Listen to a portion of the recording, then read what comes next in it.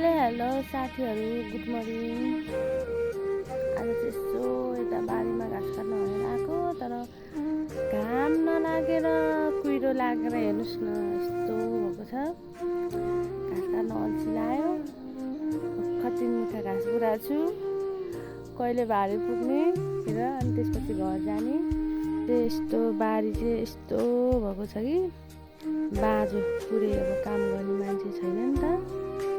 अनि पुरै यो घाँस यस्तो छ, चारेर माथिसम्म पुरै यस्तो बाँझो यस्तो भएर बसेको छ।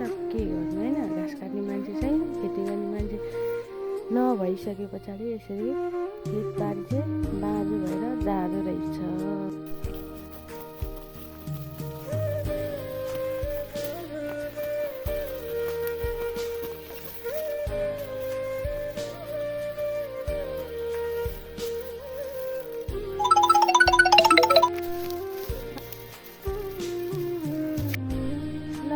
साथीहरू, मेरो चाहिँ फाइनल्ली घाँसको भारी पनि पुगिसक्यो होइन। अब चाहिँ घर जाने बेला भइसक्यो। घाँसको भारी चाहिँ अब त्यही नै हो होइन। फाइनल्ली घाँसको भारी पुग्यो। अब जाने। अब यहाँबाट जानलाई 1 घन्टा लाग्छ घर पुग्नलाई। कालो बाटो धेरै छ होइन। अनि बिस्तारै बिस्तारै बिसाइ जानुपर्छ।